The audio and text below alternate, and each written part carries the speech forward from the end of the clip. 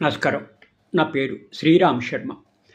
హైదరాబాద్ జిల్లా district consumer commission ఒక hospital తప్పు ట్రీట్మెంటు నష్టపరిహారం చేసింది అని ఒక వ్యక్తి కంప్లైంట్ చేస్తే ఇరుపక్షాల వాదనలు వెళ్ళిన సదరు డిస్ట్రిక్ట్ కన్జ్యూమర్ కమిషను హాస్పిటల్ తప్పు చేసిందని నిర్ధారించి 10,88,000 నష్టపరిహారం చెల్లించాలి అని తీర్పు ఇవ్వడం జరిగింది.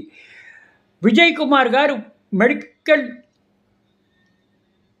తాను నష్టపోయానని ఈ హాస్పిటల్లో చేరినందుకు నష్టపరిహారం చెల్లించాలి అని చెప్పేసి డిస్ట్రిక్ట్ కన్జ్యూమర్ కమిషన్లో కంప్లైంట్ ఇస్తే ఇరుపక్షాల వాదనలు విని ఇరుపక్షాల సాక్ష్యాధారాలు చూసి సదరు డిస్ట్రిక్ట్ కన్జ్యూమర్ కమిషన్ తీర్పు చెప్పడం జరిగింది. కరెక్టే, ఈ హాస్పిటల్దే తప్పు, ఇతనికి అన్యాయం జరిగింది కాబట్టి నష్టపరిహారం చెల్లించాలి 10,88,000 రూపాయలు అని కోర్టు ఖర్చులు కూడా చెల్లించాలి అని హైదరాబాద్ డిస్ట్రిక్ట్ కన్జ్యూమర్ కమిషన్ తీర్పు ఇవ్వడం జరిగింది సదర్ విజయ్ కుమార్ గారికి.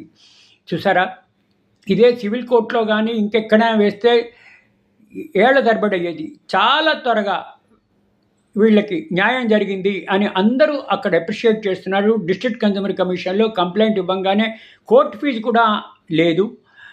కాబట్టి ఎవరైనా నష్టపోతే ఇట్లా డిస్ట్రిక్ట్ కన్జ్యూమర్ కమిషన్లో కంప్లైంట్ ఇస్తే న్యాయం జరుగుతుంది అని చెప్పడానికి ఇదొక చక్కటి ఉదాహరణ.